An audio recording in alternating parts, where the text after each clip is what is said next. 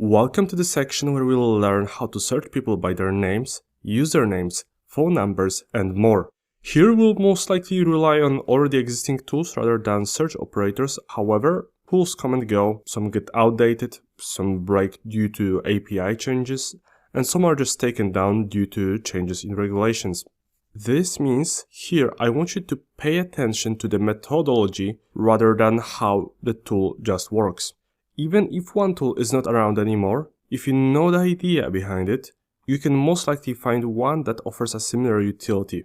And probably the best way to find it is via OSINT dedicated subreddit, which is r/OSINT. And another way to approach it is to use OSINT framework, like the one we are seeing right now. It's pretty much a website with lots and lots of OSINT tools listed. And depends on what we are trying to accomplish. We can, for example, go to username, then username search engines, and let's do, for example, name checker. And we are presented with this kind of website, a website where we can search if a particular username is available. So for the purpose of this demo, let's do Udemy. I'll hit enter. And it will take a few seconds to check on all of those websites. And if we click on load more, we can see even more websites. And what it does, it's pretty much it checks if this particular username is available there. If it's unavailable, it means that someone has already taken it. And that means if we were to use a real person's username, we could see if they have an account on particular websites. Now let's go back to OSINT framework, and although the OSINT framework has many more various tools listed, some of them have to be installed and run locally. Some require registration, and so on and so on. So let's now open the metadata section. We get 4 different tools, but all of them have T in brackets. That means that these must be installed and then run locally. I will click here on Exif Tools and we should be redirected to the download page. And overall, OSINT framework is a great index these days, not so great back in the day, but they are still working on the list, so I encourage you to check it out. The next one is ukosint.net. This is another great resource for OSINT related tools. The site is, however, international in a sense we get resources not explicitly that will help us with British or European investigations, but worldwide too. So, for example, let's go to general OSINT pages and then email related sites. Here we get some sites to help us trace back the emails, then set up temporary emails, encrypted emails, and so on and so on. Some of these tools we see right now will be showcased later in the course, as these are some of our Gopher tools. However, this website is quite valuable in case our Gopher tool is unavailable. So let's skim what else they got to offer. If you look to the left side, there are some general OSINT pages, company related sites, very valuable as sometimes we need to look into our target and see whether they have formed a company, and if they did they have any associates, and so on and so on. Then we have creating online accounts. Comes in handy when we are working on our sock puppets, because for example, if you click on creating ID online, we'll get fake name generator, name fake, and so on and so on. Then our creators, and then random profile photos, and so on and so on. Cyber domains, emails, and IP related sites, some archives, blogs, temporary emails, IP grabbers, IoT, or Internet of Things, and so on and so on. People-related sites, something we are diving into in this section. Phones too, photos and video sites, another important aspect of OSINT, and many more subsections. Don't worry if this seems a bit overwhelming. We go through all of it in this course, and for now, that's it. However, the next lecture will show you how you can find someone just by their username. Thank you, and I will see you in the next lecture. Welcome back. In this lecture, we will discover a couple tools that let us scan websites for a username. This is extremely convenient when we don't have much information about the target, but the username they use is unique enough that when matched on a different website could give us lots of additional information. Now, we had a case some time ago where someone closely linked to our target used the same username on PayPal, and there they had their first and last names exposed to the public, giving us insight into the real identities. This is also very useful when you're conducting a background check on your future employee or tenant, and for example, you're only able to find their Instagram account. Using their username, you can figure out whether they are active on other websites in any malicious way. Now, our Gopher tool is whatsmyname.app, and it is this website right here. At the time of recording, they scan up to 600 websites, excluding the X-rated websites. We can either perform a lookup across all the categories or tailor it depending on who we are dealing with the category filters. Alright, now for the purposes of this tutorial, I will leave it on all. So exclude NSFW and leave it on all. And for the purposes of this search, I will go with some general username to not expose anyone's personal data. So let us just do jungle1213 and click on the search icon. It asks us to confirm if we are human. This is bucket, this, and this. So let's confirm. And let's wait for it to process all of these links or websites. And as you can see, we got a few matches and we're still getting some matches added. So we have Friend Finder, we have TikTok account being linked to this username, Xbox gamertag, we have a YouTube account, Snapchat stories. So a bunch of accounts are linked to this username, and if we wanted to, we can navigate on the right and click on all of these links to visit those accounts on different platforms. Also up here, you can copy the links, you can export them, you can also save in different file formats such as CSV or PDF file. Now, I also want you to keep in mind that although they usually remove the false positives, sometimes you might encounter them. This means that it might show that the user you're searching for has an account on a particular website, but when you open it, it won't be a real account, or the account has already been removed. Now, another tool similar to this one is Instant Username Search, and it is this tool right here. Alright, let me just zoom out a little bit so that ads do not go in the way, and this is the website itself. It looks very simple. I will also search for a username, which is jungle1213, and in just a few seconds we will have the output of these websites and which are available and which are taken. Okay, so we got a few unknowns, which means that the website is not able to figure out whether a username exists on these websites. However, if you click where it says it's taken, for example here, it will open that account in a new tab on that platform. So here is jungle12. It has a username of jungle1213. Pretty cool, right? Now, one thing to note is that this website does not have an option to export the results into a CSV or a PDF file. Okay, so that would pretty much be about it. These are the two tools that we can use for different usernames to discover whether they exist on other platforms as well. And there is one more tool that you might want to check out. It is called Maigret, so M-A-I-G-R-E-T. It does not come from within the browser, but rather as a tool that you have to download and install. However, it's now available via Telegram as well, so if you're not much of a technical person, you can just do it this way, but you need to keep in mind that it will take much longer.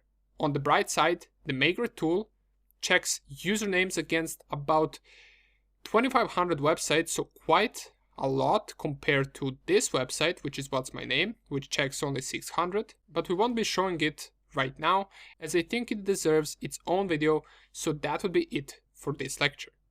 Alright, go check your usernames and see what you can find with these two websites that we showed. Thank you, and I will see you in the next lecture. Welcome back. Another tool on the list is WebMe. Sometimes when we are lucky enough, we have the target's name and surname. But what can we do with it? First off, we could perform a search on Google. However, the results might vary depending on the person we are after. Here is where WebMe comes into play. It pretty much tailors the results so they fit the idea of searching people rather than just searching any information online.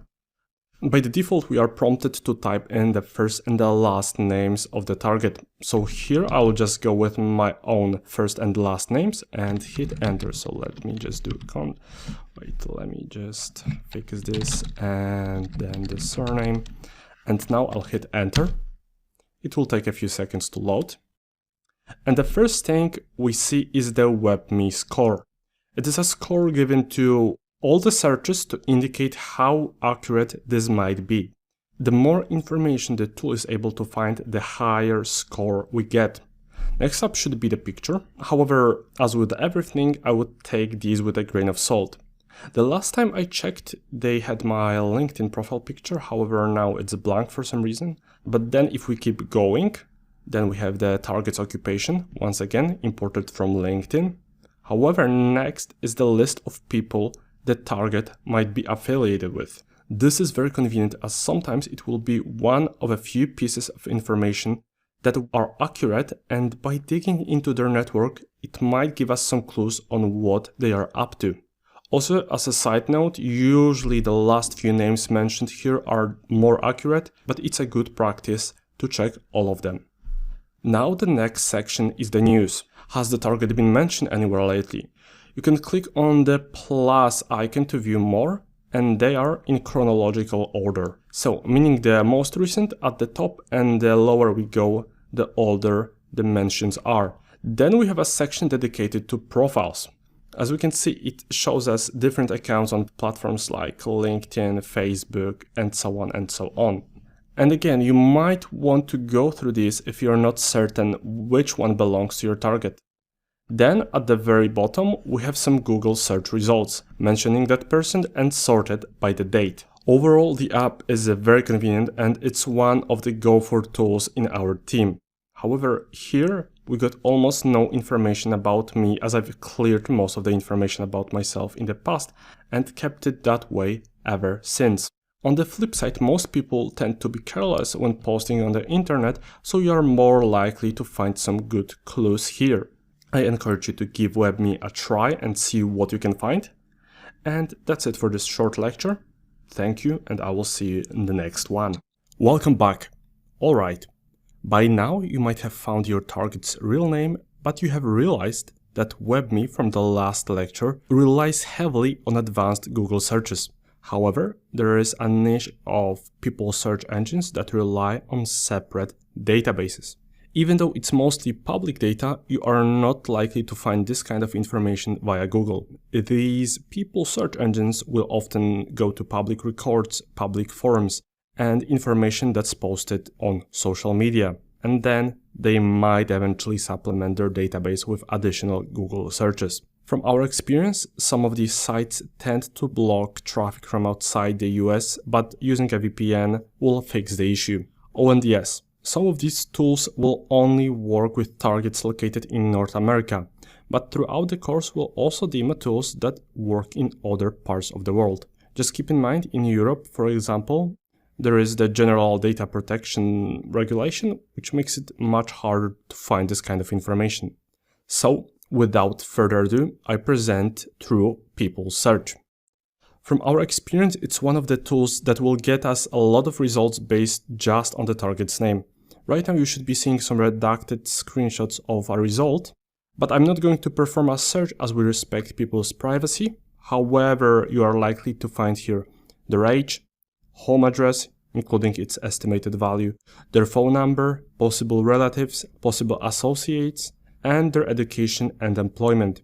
You might have seen this kind of data on social media lately, where malicious actors would reveal someone's personal data. However, if you are listed in search engines we go through, it is possible to contact them and request to take the data of the page. And don't worry, later on in the course, in the extra section, there will be a video on how to approach it. Next one is white pages. Although we won't get here as much information, it is a good tool in case other ones let us down or we just want to see if it matches other results. However, I would not use white pages as my main tool. Then we have That's Them. Although it is not as rich in information as True People Search, we can find here some additional information such as the target's email address or phone number. The tool, however, as you can see on the screen, has some other additional features like a phone or VIN lookup, but we'll dive into these later on when we are at searching phone numbers. Then 411.com. Not as much results, but it's sometimes good at finding people who the target is related to. They also offer a full report, but it's pretty much the same information we are able to find with the free tools. Then the next one is Snubber, or however you spell it, and the information here should be similar to the one on True People Search, which honestly is great when the other one just lets us down. We'll get the home address, the age, their neighbors, some property information, but sometimes also their birthday. And the last one is the same thing but for Canada, Canada411.ca. This is a similar tool that works with targets located in Canada as the name suggests. It won't get us as much information, but here we'll get at least their home address and possibly their phone number. Also, if you look to the right, you get to find a business feature. For example, you can find a business, but don't worry, we'll dive into finding businesses later on. But this is one of the tools that can help us look a business up to see how many employees they have, what kind of employees, where they are registered. Sometimes also we can get some extra information about how the business operates, and so on and so on. Alright, so that's quite a few tools for this lecture. Go try to see which one yields their best results for you. And I truly hope you understand why we don't perform searches in this course. The only people who will search is me or Alexa, and that's it. And it's pretty much just because we know about privacy and how to approach it. And with most of the people, they tend to carelessly post things online, and then you can find them in this kind of search engines. And it is not a good practice to expose their private or personal information. Alright, make notes, and I'll see you in the next lecture. Welcome back. I hope you wrapped your head around the previous tools because this one is much more scary. The site, as you can see, is called Voter Records. As you can already guess, you will find here some detailed and up-to-date information. And the way it works, some states in the US make the voter data public, meaning if you participate and vote, it will go to a publicly available database. Here you can see what states do it, and we got Alaska, Arkansas, Colorado, Connecticut, Delaware, and so on and so on. If your target is based in one of those states and has voted in the past, you will be able to see their age, their residential address, their party affiliation, voter status, and where they are registered to vote. With the previously discussed tools, some of the information might not be up to date. However, here, this will be most likely authentic. Right now, you should be able to see some screenshots how it looks like when performing a search. So pretty much you can filter by the first name, second name, last name, in what state and city they are located, what party they are affiliated to, and what year they were born in. However, if you click on View Details, it will just show you some other additional information from other people's search engines. Once again, very accurate information we can leverage to continue the investigation and find even more things on top of that. And as a reminder, please do not use any of the tools shown in the course in a non-ethical manner. That's it for this lecture, as I don't want to perform any searches to not disclose anyone's personal data. Thank you, and I will see you in the next one. Now, let's say you managed to get the target's phone number, either by finding it online or by having it as a part of evidence. Here, in some cases, we will be able to find who used to own the phone number or who owns it right now. In other cases, we won't be able to find who is the phone number owner, but we still should be able to identify the type of number and the provider. Also, if law enforcement is involved and you get a court order, by identifying these two, you can actually request the subscriber's data from the service provider. However, it is important to keep in mind that in recent years, more and more people are starting to use a voice over internet protocol, which services like Google Voice and Skype offer. Alright, so now that we know some methodology, let's get to the tools. The first one is Free Carrier Lookup. The site is very simple to use. You just select the country code, type in the number, and do search. This tool does a good job identifying most of the carriers across the world. Right now you should see a few example searches on the screen. Then as a good alternative we have phonecarriercheck.com. However, it only works with phone numbers starting with 1, meaning from the US and Canada. Now, if you have a court order, you can reach out to the carrier to learn about the phone number owner. However, if our investigation is time sensitive and we need to quickly discover the name of the phone number owner, there are a few options. The first one is Twilio. They offer quite a few services, but we are interested in phone number lookups. And as a side note, it only works with the phone numbers from the US. To get started, you need to sign up for free. Then once you signed up, you need to log in, and once you're logged in, you should be presented with this screen. Also, in a case they require you to verify your phone number, just use a VoIP number such as one from Skype. Now, once you're logged in, you will want to navigate to the search bar and type in lookup. And then we'll go with the lookup number. And you should be presented with this page. For start, at the top you can see that we get about $15 worth of credit, so about 1500 caller name searches. Then pretty much the way it works, you'll want to type in the phone number in this little search bar. So I will type in mine. Of course it will be blurred for privacy purposes. Now, depending on what kind of information you're after, you'll select the first, second or both options. However, the first one is available for free in Free Carrier Lookup, but in case you need it here too, we can just select it too, and I'll select both. I'll do Run Lookup and you should see a redacted version of my search.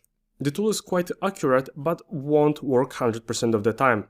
Now, another amazing tool to see the potential phone number owner is Truecaller.com. The way it works, they have a phone app where you register and you're asked to give them permission to collect all of your contacts and upload them to their database. Then, for example, if one of your contacts calls me and I have the Truecaller app, but I don't have the contact that is calling me, it will display me how the person was called when they imported your contact list. I can see how it might be convenient for people, but for the purpose of our investigation, there's no need to give up your privacy. If you just have a Google account that you use for some spam services, meaning one that doesn't have your data or contacts, you'll use it to sign up for this app. However, if you don't have one, I recommend you create one and then sign up using it.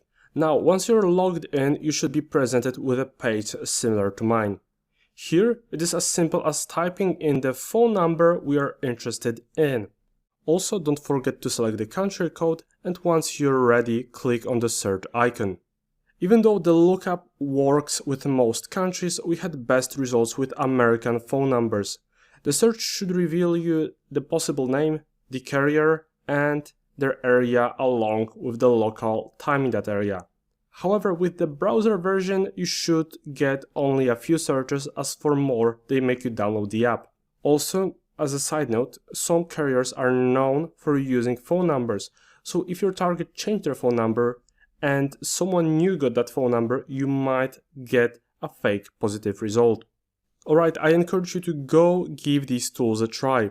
That's it for this lecture, and I will see you in the next one where we keep digging into phone number lookups. Alright. So this is the second video on phone numbers. The tool we'll start off with is SpyDialer. Although their phone number lookup service is not the greatest, it offers us a few more things. If you type in the phone number and click on search, it will display us a few options. The first one is to hear the voicemail. It is very convenient, as otherwise to hear it, you'd have to call the phone number and it would be a giveaway that someone wants to call them or is after them.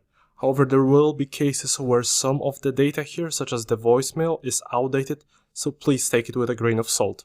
Then the next option is to perform a name lookup, but keep in mind it is not as advanced and accurate as the other options from the previous lecture. Then if you go with the photo lookup option, It will try to find you a photo of that person on social network, and if they fail, they should show you a photo of the center of the town where the phone number is located.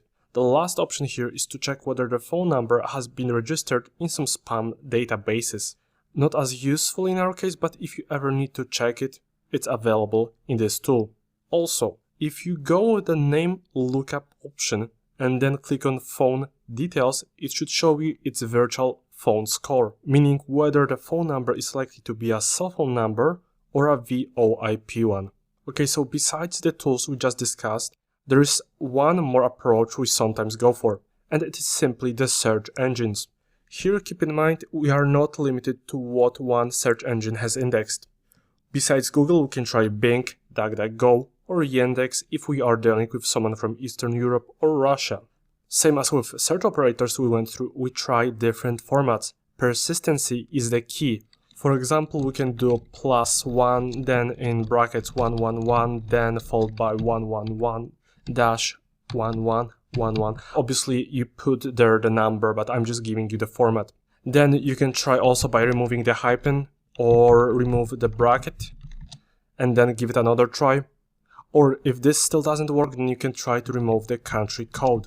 It is important to keep in mind that if one tool doesn't work, it is not the end of the world and there are other ways to approach it. Same as with people's search engines. If one tool is taken down or breaks, we will be likely to find one to replace it. Try Google, try the OSINT subreddit, try OSINT forums, and so on. But at the end of the day, keep in mind that the phone number lookups and the methodology we use is not 100% successful, and it's either hit or a miss. That's it for phone numbers. I will see you in the next lecture where we learn about performing background checks. Welcome back. In this lecture, we'll learn about tools one can use to perform background checks.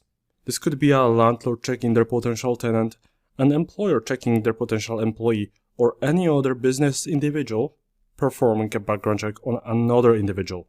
So, without further ado, the first tool, Blackbook Online, which you can find under blackbookonline.info. However, I wouldn't necessarily call it a tool. Here, depending on the nature of the background check, we can find the corresponding search engines and databases. If we slightly scroll down, we can see what kind of public records are available, and then, for example, go with the parking ticket section. Then we can do, let it just load for a second. Then we can go, for example, with West Virginia. And we can go with anything, for example, this was, then we have the data source. I don't even want to try to pronounce this county. However, then we have the data source. Then we have the description and the record type. And in our case, it's parking tickets. And if we have a look here, you can see that we can search up a citation number, we can get permits, and so on and so on. Okay, now let's go back and let's, for example, do property records. Then choose a state. I will do maybe Indiana. Then we need to choose a county. Let's say I'll do Adams County. Then we could do property tax search. However, let's scroll down and let's go with recorded documents. Let it load for a second. Now, as you can see, we can search someone tax warrants, court orders, and the recorded documents. Alright, so let's go back here. Let's go back to the main page and let's go by the state. So I will do California for this example. I don't think I clicked. Okay, then I will do criminal records. And then now we are asked to select the record type. For the purpose of this example, I will just do criminal records and then click on the big blue button. And now we are presented with 391 results. The first site is a paid one, so let's keep scrolling. And also, as a side note, the green little text tells us the location, so we can just do, for example, Ctrl and F to search on the page. And then the same idea will apply if we want to search for a particular database. So I will just type in arrest reports. Right, so I know for a fact that there is a page here that works and it's located in Contra Costa County. So let's keep going down. Right, this one. I believe this one used to work for us. Now on this page to proceed, we need to click that we have read the disclaimer, and now we can see the most recent arrest reports from this particular county. Now, if you're a property manager or employer and you have heard on the news that there has been a wave of crime in your area, you could go here and see if any of your tenants you manage or any of your employees were involved in that wave of crime. Now, if your target is located in any other area, you would pretty much find the corresponding page either here or via Google and continue the investigation. However, besides the public recourse, we can find here email lookups, people search engines, white papers, and so on and so on. So let's just go back. I'll scroll up and let's have another look at the list. Let's have a quick look at what email lookups they have indexed. So I'll go on email lookups. And we can see, for example, that they have some email address format search, then an email address validator, email header analyzer, another validator, and so on and so on, and they have 10 results. Okay, so if we, for example, click on email address validator, we are directed to another website, and we can verify if an email is actually in use. We'll go through these when we get to email searching section. However, sometimes you will come across an email and you are not sure if it actually exists.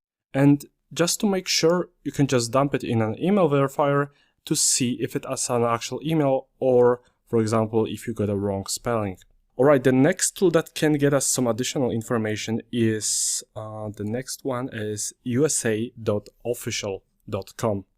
This site is rather easy to use. You type in the suspect's first and the last name, then you can select the state and proceed with a search. However, you don't have to specify the state in all cases. The reason why we like to use it is pretty much it aggregates the search and gets you various types of information such as property registration, business listings, healthcare providers, vehicle information, the current home address, and so on and so on. However, I am not going to perform a sample search once again, as it would reveal lots of personal information. The next one on the list is Jenny.com. It is a platform where people post their family trees and some other personal information. You don't have to sign up to perform a search. You just go to the search bar at the top right, and then you type in the first name, the last name, and then you proceed with search. The thing is, if they have signed up here, you might be able to find their occupation, because this is one of few pieces of information people usually disclose here, and their relatives. However, the last one on the list is instantcheckmate.com. It is a great tool that yielded us some accurate results about the suspects, their relatives, their registered vehicles, and so on. However, it is one of the paid tools, so if you would rather go with a free option, I recommend using the USA official one we just went through. And before I let you go for this lecture, I can't stress enough how underrated search operators are. You can just, for example, go to Google and type in site, followed by the site name, for example, Amazon.com, and then the suspect's name. This is as if you try it with some more of the known sites, you're very likely to find useful information. Once again, go through these tools, don't use them with malicious intent, and that's it for background checks. Thank you.